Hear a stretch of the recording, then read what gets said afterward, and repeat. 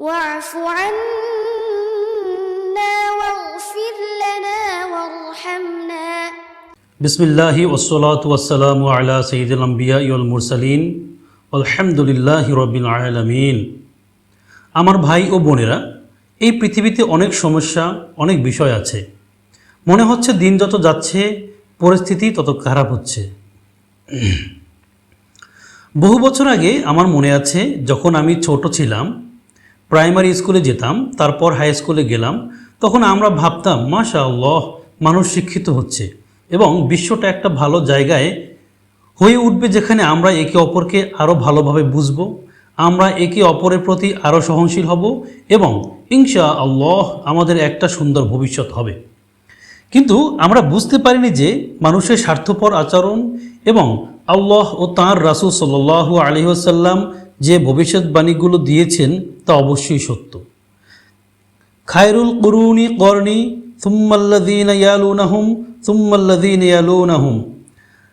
অর্থাৎ আমরা কখনো কখনো জুমায় এই হাদিস শুনি, যেখানে নবী সাল্লাল্লাহু আলাইহি ওয়াসাল্লাম বলেন, মানুষের মধ্যে সর্বোত্তম প্রজন্ম হলো আমার প্রজন্ম, তারপরে তার পরের প্রজন্ম, তারপরে তার পরের প্রজন্ম, আর সময় যত যাবে অবস্থা তত খারাপ হবে।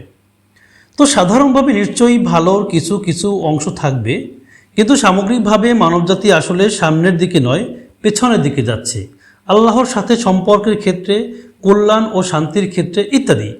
তবে আমাদের সংগ্রাম হলো সবসময় সঠিক কাজ করার জন্য যথাসাধ্য চেষ্টা করা। এর মানে এই নয় যে যেহেতু এটা কিয়ামতের আলামত বা শেষ জামানার আলামত, যে কোনো পাপ ব্যাপক হবে, তাই আমরা এটাকে উপেক্ষা করব এবং হয়তো নিজেরাই তার অংশ হয়ে যাব। না, এর মানে হলো যদি সেটা কিয়ামতের নেতিবাচক আলামত হয়, তবে আমাদের নিশ্চিত করতে হবে যে আমরা নিজেদেরকে তা থেকে রক্ষা করছি। কারণ কিয়ামতের কিছু আলামত ইতিবাচকও আছে। আপনারা কি আমাকে এটা বলতে পারবেন, ঈসা আলাইহিস সালামের আগমন এটা কি খারাপ জিনিস না ভালো জিনিস? এটা একটা অসাধারণ জিনিস, কিন্তু এটা শেষ জামানার আলামত। আর কিছু আলামত আছে নেতিবাচক। অনেক আলামতই নেতিবাচক, যেখানে মানুষ কোনো কারণ ছাড়াই একে অপরকে হত্যা করবে। লা ইয়াদরি আল কাতিলু ফিমা কতালা ওয়া লাল মাকতুলু ফিমা কুতিলা। নবী সাল্লাল্লাহু আলাইহি ওয়াসাল্লাম বলেছেন, শেষ জামানার কাছাকাছি এমন এক সময় আসবে যখন হত্যাকারী জানবে না যে কেন সে হত্যা করছে, এবং যাকে হত্যা করা হলো সেও জানবে না কেন তাকে হত্যা করা হলো। আজ আমরা তা দেখছি। মানুষ শুধু আপনাকে ঘৃণা করে, কী কারণে তারা নিজেরাও জানে না। মানুষ শুধু এমনি এমনি কাজ করছে, হয়তো তার অনেক বেশি গেম খেলছে, হয়তো যে গেমগুলি তৈরি করা হয়েছে যেখানে মানুষকে অন্য মানুষকে হত্যা করার জন্য পুরস্কৃত করা হচ্ছে, প্লে স্টেশন, হয়তো সেই গেমগুলোকে নিষিদ্ধ করা দরকার, বা যারা এই ধরনের নেতিবাচক গেম তৈরি করছে তাদের বিরুদ্ধে মামলা করা দরকার। আমি কিছুদিন আগে একজন ট্রাফিক অফিসারের সাথে কথা বলেছিলাম এবং আমি তাকে নিয়ে হাসছিলাম। সে বলছে অনেক মানুষ সীমা লঙ্ঘন করে গাড়ি চালাচ্ছে। আমি বললাম, কারণ যখন তারা ছোট ছিল তখন তারা এমন গেম খেলা শুরু করেছিল যেখানে তাদের পুরো পৃথিবী ঘুরে যত দ্রুত সম্ভব যাওয়ার জন্য পুরস্কৃত করা হতো। আল্লাহু আকবার। তাই তারা যখন বড় হয় এটাই তাদের অভ্যাস হয়ে যায়। ঘন্টায় 70 মাইল বেগে গেলে মনে হয় যেন হামাগুড়ি দিচ্ছে। আল্লাহু আকবার। আর লন্ডনে আসলে ক্রাউলি নামে একটা জায়গা আছে, ক্রাউলি যার অর্থ হামাগুড়ি দেওয়া। আল্লাহু আকবার।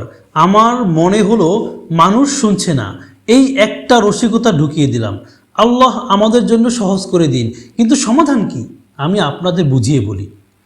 ওয়াল্লাহি আমাদেরকে মূল জায়গায় ফিরে যেতে হবে, আমাদেরকে বেসিক বা ভিত্তিতে ফিরে যেতে হবে। বেসিকগুলো কি আমি আপনাদেরকে বলছি। Point number 1। তার আগে আমি আপনাদের একটা গুরুতর প্রশ্ন করি। আজ নিজের কথা ভাবুন, আপনার চূড়ান্ত বিজয় কি?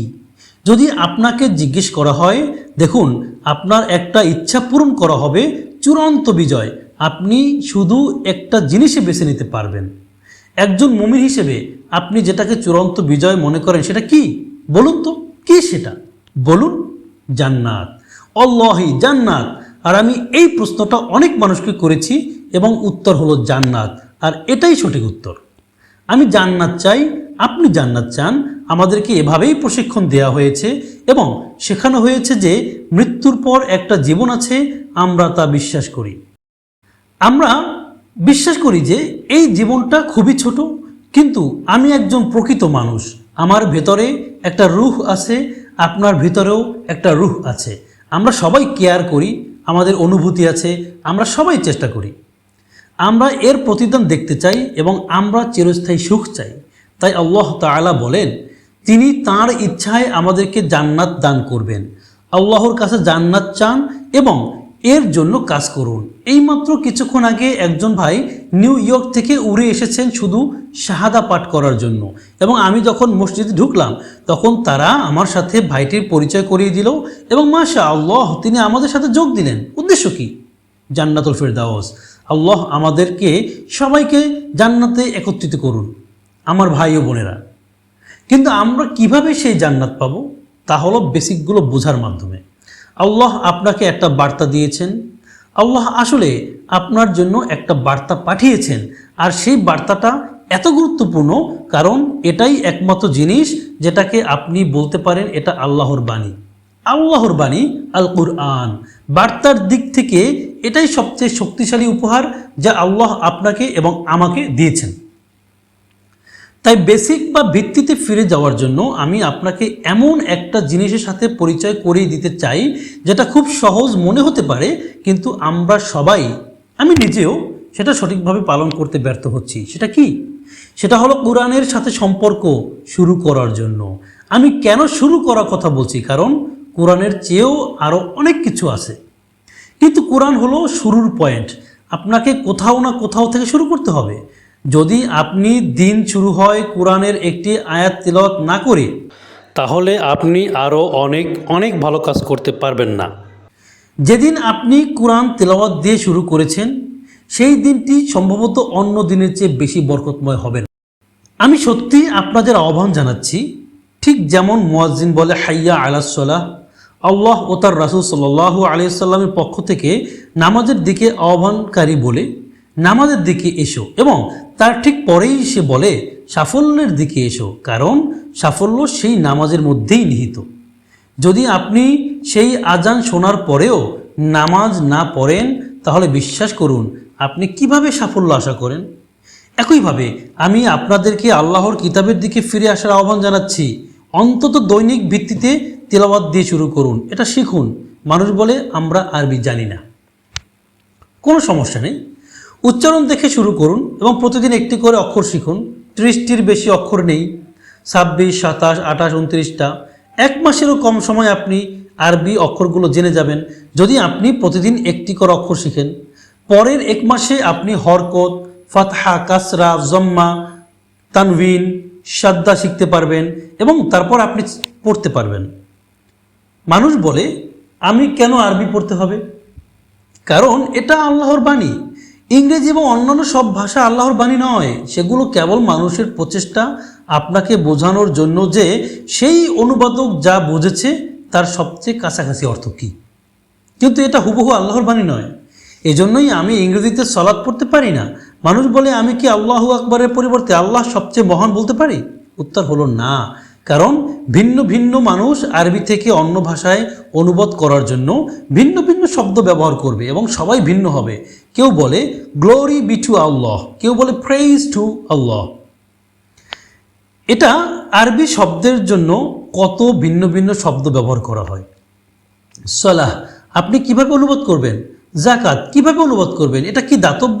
এটা দাতব্য নয়। জাকাত দাতব্য নয়, কারণ ইংরেজিতে দাতব্য বলতে বোঝায় স্বেচ্ছায় দেওয়া কিছু, জাকাত স্বেচ্ছায় নয়, এটা বাধ্যতামূলক। এখন আপনি কোথায় যাবেন? তাই আমরা দাতব্য শব্দটা ব্যবহার করি, কারণ এর চেয়ে ভালো কোনো শব্দ নেই, কিন্তু আপনি এবং আমি জানি এটা আসলে জাকাত। এটা স্বেচ্ছায় দাতব্যের চেয়ে একটু আলাদা। আমরা বলি এটা আল্লাহর কিছু বাধ্যতামূলক অধিকার যা আমাদের সম্পদ থেকে দিতে হয় ইত্যাদি। লম্বা ব্যাখ্যা।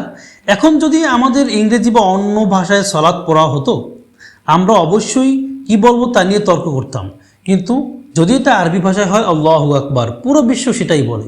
এর মানে হলো আল্লাহর অস্তিত্বে থাকা যে কোনো কিছুর চেয়ে এবং সব কিছুর চেয়ে বড়। এটাই আল্লাহু আকবরের অর্থ। এবং সংক্ষেপে আমরা শুধু বলি আল্লাহ সবচেয়ে মহান, কিন্তু প্রকৃতপক্ষে এটা তুলনাহীনভাবে বড়। আল্লাহ সবচেয়ে বড়, আল্লাহু আকবার আকবার। তো এটা একটা অসাধারণ অর্থ। আমার ভাই ও বোনেরা, আমি আপনাদেরকে আহ্বান জানাতে চাই, আপনার দিনটা শুরু করুন ঠিক সেই শব্দগুলো দিয়ে যেভাবে আল্লাহ তা নাজিল করেছেন। সকালে সূরা ফাতিহা পড়ুন, কোরআনের একটি আয়াত পড়ুন, একটা চিহ্ন দিয়ে রাখুন। পরের দিন পরের আয়াতটি পড়ুন। আপনি চাইলে একটা অ্যাপ ব্যবহার করতে পারেন, পরের দিন পরের আয়াতটি পড়ুন। আল্লাহি, আপনি কখনো আফসোস করবেন না। চোখের পলকে আপনি 15 পারা 30 পারা শেষ করে ফেলবেন। যেদিন আপনি মারা যাবেন, আল্লাহি আপনি আপনার দিনটা আল্লাহর বাণী দিয়ে শুরু করেছিলেন। এর চেয়ে বরকতময় মৃত্যু আর কি হতে পারে? কিন্তু যদি আমরা এটা নিয়ে কথা না বলি এবং আমরা বেসিক বা ভিত্তিতে ফিরে না যাই, মানুষ অন্য সব কিছুর মধ্যে সমাধান খুঁজবে। কিন্তু সমাধান নিহিত আছে আল্লাহ এবং তাঁর রাসূলের দিকে ফিরে যাওয়ার মধ্যে। আল্লাহর বাণী দিয়ে শুরু করুন। তারপর আপনি কি করবেন? তারপর আপনি আবার শুরু করুন। আপনি যখন আরবি পড়ছেন এবং তিলাওয়াত করছেন, আপনি প্রতি হরফে 10টি করে নেকি পাচ্ছেন। হাদিসে বলা হয়েছে এটা 10টা নেকি নয়, এটা 30টি নেকি, কারণ আপনার আছে আলিফ লাম মিম। ভাবুন, শুধু আলিফ লাম মিমের জন্য 30 নেকি। যদি আপনি আপনার দিন শুরু করেন তিলাওয়াতের নিয়তে, কি হবে? আপনি কোরআনের একটি আয়াত পড়লেন। আপনি কি জানেন আপনার 30টি নেকি আছে এবং আপনি চলে যাচ্ছেন? আমাদের কেউই এত অল্প পড়বে না, আমরা এর চেয়ে বেশি পড়ব। অন্তত বলুন। আর যদি আমি আপনাকে বলি এটা কত নেকি, আপনাকে বসে বসে গুনতে হবে। এটা এত বিশাল, আপনাকে গুনতে হবে। তাই আরবির কোনো বিকল্প নেই, এটাই আল্লাহর বাণী। আপনি বুঝুন বা না বুঝুন সেটা গুরুত্বপূর্ণ নয়, কারণ আল্লাহ এভাবেই তা নাজিল করেছেন। কিন্তু আপনাকে কোরআন বোঝার চেষ্টা করতে হবে। সেটা করার জন্য অর্থের মধ্যে যাওয়ার মধ্যে আরেকটি পুরো সওয়াব আছে, আরেকটি সওয়াব। এবং সম্ভবত এটি বড় হতে পারে, ছোট হতে পারে। এটা নির্ভর করে আপনার নিয়তের উপর, আপনার সংগ্রামের উপর, আপনি কতটা প্রচেষ্টা করেছেন তার উপর, এবং এটা নির্ভর করছে আল্লাহ আপনাকে কি দিতে চান তার উপরে। তিনি বলেননি যে এখানে 10 বা 10-এর বেশি বা 10-এর কম আছে। এটা যে কোনো কিছু হতে পারে। কোরআনের অর্থের মধ্যে দিয়ে যাওয়া সহজ নয়, কিন্তু এটা আপনার দায়িত্ব। আমি আপনাদের দ্রুত বুঝিয়ে বলি, এই দেশে আমাদের আইন কানুন এবং আরও অনেক কিছু আছে। যখন এটি কোনো না কোনোভাবে আপনার সাথে সম্পর্কিত হয়, আপনি গিয়ে আইনটি পড়েন। আপনি চান কেউ আপনাকে ব্যাখ্যা করুক, আপনাকে এটি বুঝতে হবে, আপনাকে জানতে হবে। শুধু এখান থেকে লন্ডন পর্যন্ত একটা মোটর গাড়ি চালানোর জন্য আপনার একটা লাইসেন্স থাকা দরকার। লাইসেন্স পেতে হলে আপনাকে প্রভিশনাল লাইসেন্স করতে হবে, আপনাকে হাইওয়ে কোড জানতে হবে, আপনাকে বুঝতে হবে, এবং আপনাকে পরীক্ষার পর পরীক্ষা দিতে হবে এবং নিশ্চিত করতে হবে যে আপনি পাশ করেছেন। আর যখন আপনি পাশ করেন, আপনি প্রতিটি নিয়ম মেনে চলেন। আপনি কিভাবে নিয়মগুলো জানেন? আমার লন্ডনে যাওয়ার দরকার ছিল, তাই আমি সমস্ত নিয়ম শিখেছি। আমার জান্নাতে যাওয়া দরকার, এই যে কোড। আমি কি করেছি? আমি কি কোনো চেষ্টা করেছি? পরীক্ষার পর পরীক্ষা আছে, রমজান আসে, আপনি কি এটি ব্যবহার করেছেন? হজ আসে, আপনি কি গিয়েছেন? জাকাতের সুযোগ, আপনি কি কোনো ধরনের কল্যাণ দিয়েছেন? আপনি কি করেছেন? এটাই। আর আপনি জান্নাতে যেতে চান, আপনি যাবেন, আমি যাব, আমরা জান্নাতে একত্রিত হব। আমরা আল্লাহর ঘরে আছি আমন্ত্রণে। আপনি আজ এখানে আল্লাহর আমন্ত্রণে আছেন। এটা আল্লাহর ঘর। আল্লাহ এটি আপনার হৃদয়ে রেখেছেন এবং তার উপরে তিনি এটি সহজ করে দিয়েছেন যে আপনি এখানে আছেন। এমন মানুষ থাকবে যারা হয়তো আসতে চেয়েছিল কিন্তু তারা এখানে নেই, এবং কেউ কেউ আছে যারা আসতে চায়নি, এবং কেউ কেউ হয়তো অন্য কোথাও যায়। সবই ঠিক আছে, এবং কেউ কেউ কোথাও যায় না, কারণ সেটা আল্লাহকে প্রত্যাখ্যান করা। আল্লাহ আমাদেরকে কবুল করুন। এই যে একজন ভাই নিউ ইয়র্ক থেকে উড়ে এসেছেন, তিনি চেষ্টা করেছেন, আল্লাহ তা কবুল করেছেন। তিনি আল্লাহর ঘরে এসেছেন ইংল্যান্ডের সবচেয়ে সুন্দর মসজিদগুলোর একটিতে, এবং আমরা এখানে বসে আছি। আল্লাহ যারা এটা সম্ভব করেছেন তাদের কাছ থেকে কবুল করুন, এবং আল্লাহ এটাকে আমাদের সবার জন্য সাদাকায়ে জারিয়ার মাধ্যমে বানিয়ে নিন। কিন্তু আমার ভাই বোনেরা, আমি আপনাদেরকে প্রতিশ্রুতি দিচ্ছি, যদি আপনি আপনার জীবন পরিবর্তন করতে চান তাহলে আল্লাহকে দিয়ে শুরু করুন। এটাই বেসিক, খুব খুব মজার একটা জিনিস। আপনি শুধু তেলাওয়াত করুন। টিকটক বা ইনস্টাগ্রাম বা সোশ্যাল মিডিয়ায় কেউ যদি আপনাকে বলে যে আপনি যদি না বুঝেন তবে আরবি পড়ার দরকার নেই, তারা একেবারে আবল তাবল কথা বলছে। সত্যি বলতে অন্য যে কোনো কিছুর চেয়ে আপনার আরবির প্রয়োজন অনেক বেশি জরুরি, কারণ এটাই আল্লাহর বাণী যা আপনার এবং আমার কাছে নিশ্চিতভাবে আছে। আপনি যদি না বোঝেন তবুও আপনি আরবিকে আপোষ করতে পারবেন না, কিন্তু বোঝার চেষ্টা করুন। এভাবেই আপনি কথা বলবেন। আপনি বলুন, দেখুন ভাই, আপনি বুঝতে পারছেন না। আপনি যদি না বুঝে শুধু তিলাওয়াত করেন, আপনি প্রতি হরফে 10 নেকি পাবেন, কিন্তু আপনি বোঝার চেষ্টা করুন, আপনি প্রতি হরফে 20-50টিরও বেশি নেকি পেতে পারেন। কে জানে, কে জানে। এভাবেই আপনি বলবেন, এভাবেই আপনি মানুষকে উৎসাহিত করবেন। আপনি তাদের নিরুৎসাহিত করবেন না এবং বলবেন না যে আপনি আরবি জানেন না বলে এটা ছেড়ে দিন।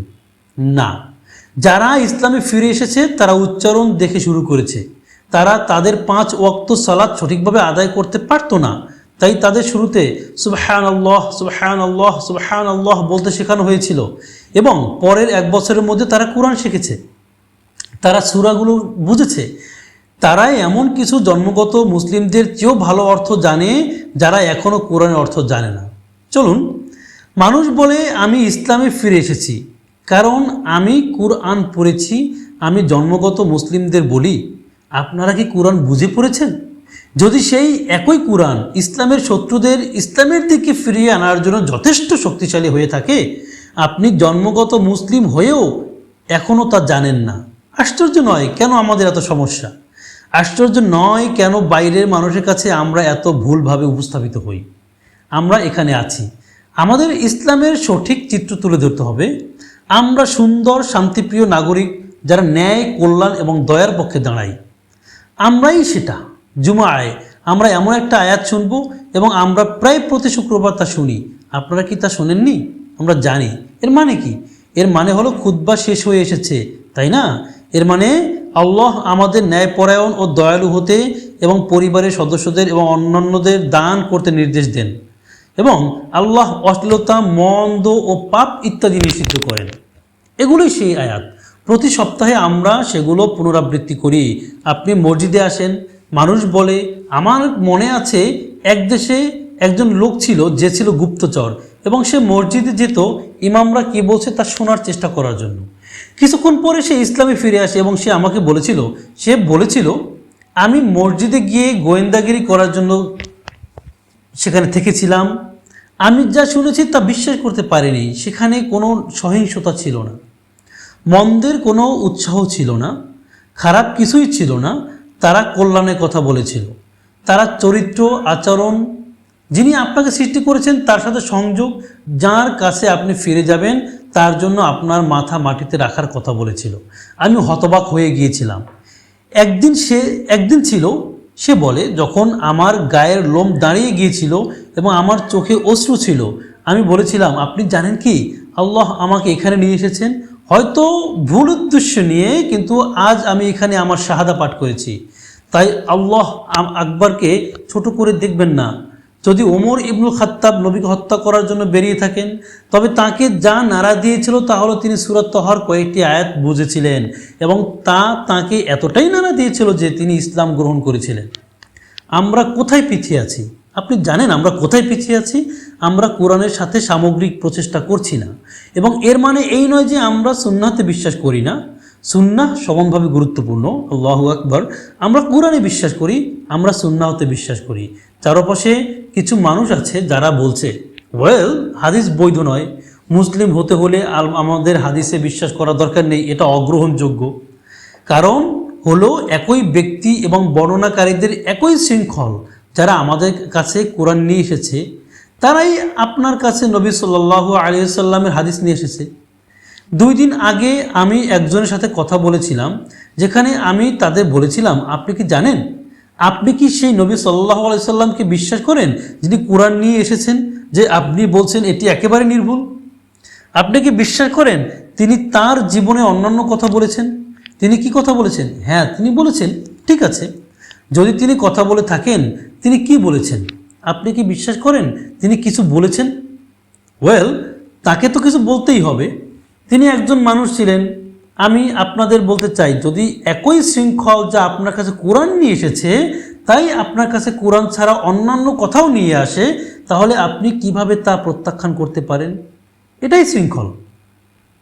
এটা যুক্তিসঙ্গত নয়। তাই আমরা বিশ্বাস করি যে কিছু হাদিস জাল এবং কিছু দুর্বল আছে। আপনি এসে বলতে পারবেন না যে আমরা পুরোটাই বাদ দিয়ে দিব।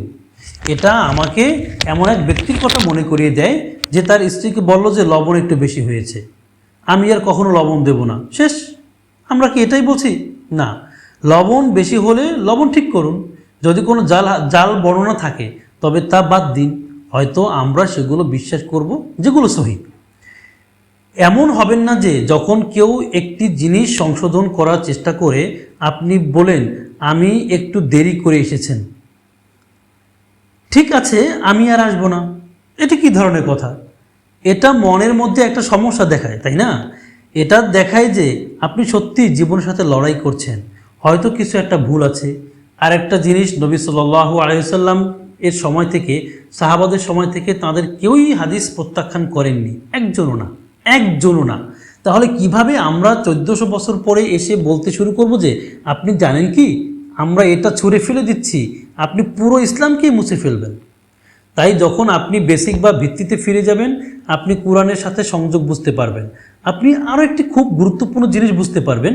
আপনি জানেন কি, আমাকে কোরআনের অর্থ শিখতে হবে এবং সর্বোত্তম উদাহরণ অনুসরণ করে জান্নাতের জন্য প্রস্তুতি নিতে হবে। আর সেটা কি? কোরআন আপনাকে বলে যে এটি নবী সাল্লাল্লাহু আলাইহি সাল্লামের সুন্নাহ।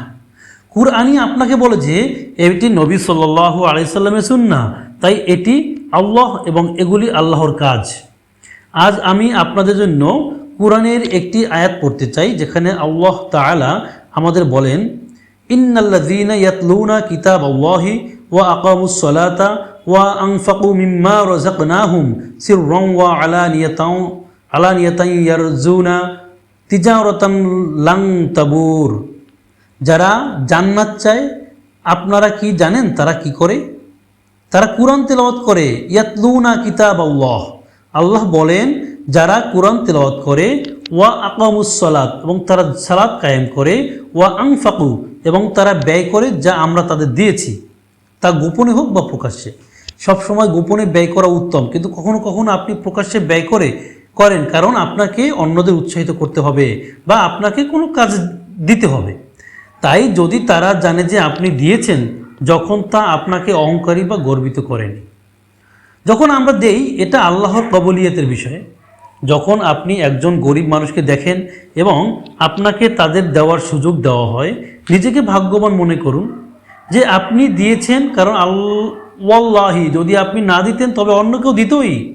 আল্লাহর আপনার এবং আমার প্রয়োজন নেই, আল্লাহ যা চান তাই করেন। তিনি অন্য কাউকে ব্যবহার করবেন, অথবা তিনি সেই ব্যক্তিকে কোনো মানুষের সম্পৃক্ততা ছাড়াই কোনো রিজিকের দিকে নিয়ে যেতে পারেন। তাই আমাদের নিজেদেরকে ভাগ্যবান মনে করা উচিত, অহংকারী হবেন না, গর্বিত হবেন না। আমরা অনেকেই কখনো কখনো সেই জ্ঞানের মুদ্রার অন্য পিঠে, যা কোরআনের জ্ঞানের কথা আমি আগে বলেছিলাম, তার অন্য পিঠে জ্ঞান একা যখন আপনি তা কাজে লাগান না, তখন তা অপচয়।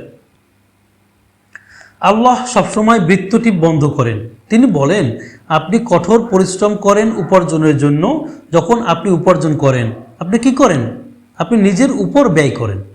আপনি নিজের উপর ব্যয় করছেন। এখন কি? বৃত্তটি বন্ধ করুন। আপনি কিভাবে বৃত্তটি বন্ধ করবেন? অন্যদের উপর ব্যয় করে। আপনি তখনই বৃত্তটি বন্ধ করেন যখন আপনি যা পেয়েছেন তা দেন এবং তারপরে আপনি মারা যান। আমি কি বলছি শুনেছেন? জ্ঞানের ক্ষেত্র একই। হাদিসে বলা হয়েছে, তোমাদের মধ্যে সর্বোত্তম হলো সে যে কোরআন শেখে এবং তা শেখায়। তাই আপনি শিখলেন, এটা যথেষ্ট ভালো নয়, এটা খুব ভালো কিন্তু যথেষ্ট ভালো নয়। আপনাকে শিক্ষা দিয়ে বৃত্তটি পরিপূর্ণ করতে হবে। অন্যদিন আমরা নতুন প্রজন্মের কথা বলেছিলাম এবং আমরা এমন ব্যবসার কথা উল্লেখ করেছিলাম যেখানে আপনার ছেলে বা মেয়ে বা পরিবারে কেউ থাকলে আপনি তাদের শেখাতে চান, আপনি তাদের ব্যবসার খুঁটিনাটি শেখাতে চান, যাতে ইনশাআল্লাহ আপনি বড় হওয়ার সাথে সাথে আপনি মারা যেতে পারেন, কিন্তু আপনি তাদের জন্য কিছু রেখে গেছেন করার জন্য। কিন্তু নতুন প্রজন্মে তারা আমাদের শেখায় আমাদের পরিবার থেকে নিজেদেরকে বিচ্ছিন্ন করতে, এতটাই যে আমরা সবাই একা একা কষ্ট পাচ্ছি এবং কেউ কিছু জানে না। এজন্যই আল্লাহ পরিবারের সদস্যদের গুরুত্ব এবং সুন্দরভাবে তাদের অধিকার পূরণের উপর জোর দিয়েছেন। এমন হন যাতে আপনার সন্তান এবং নাতি নাতনিরা আপনার সঙ্গ উপভোগ করে, এমন না যে আপনাকে দেখা মাত্রই আপনি তাদের উপর চিৎকার করবেন, খুঁত ধরবেন, নেতিবাচক কিছু বলবেন, তাদের অনুভূতির কথা বিবেচনা করবেন না, এবং তাই তারা আপনার কাছে আসবে না, তারা পালিয়ে যায়। আল্লাহ আমাদের জন্য সহজ করে দিন। আমরা কঠিন সময়ে বাস করছি, যেমনটা আমি শুরুতে বলেছি, কিন্তু চলুন আমরা আল্লাহর ইচ্ছায় আমরা একেবারে মূল ভিত্তিতে ফিরে যাই। আমরা আমাদের সবার জন্য দোয়া করব, আল্লাহ যেন আমাদেরকে সহজ করে দিন, এবং আল্লাহ আমাদের কল্যাণ দান করুন এবং আমাদের মর্যাদা বৃদ্ধি করুন। আমার প্রিয় ভাইয়েরা, আমার বোনেরা, সময় কেমন আছে? 10 মিনিট বাকি, 7 মিনিট, ইনশাআল্লাহ ঠিক আছে।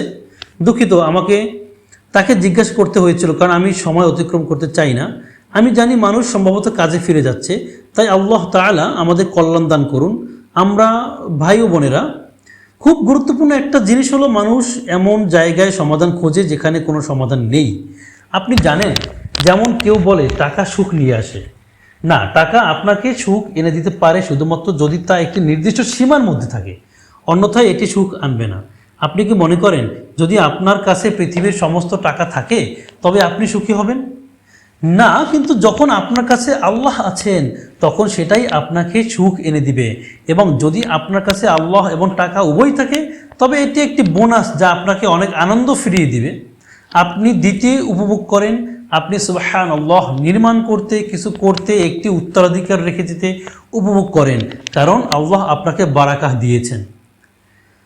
আবার এক যুবক বলেছিল, আপনি জানেন আমরা আল্লাহ সুবহানাহু ওয়া তাআলার কাছে প্রচুর সম্পদের জন্য দোয়া করি।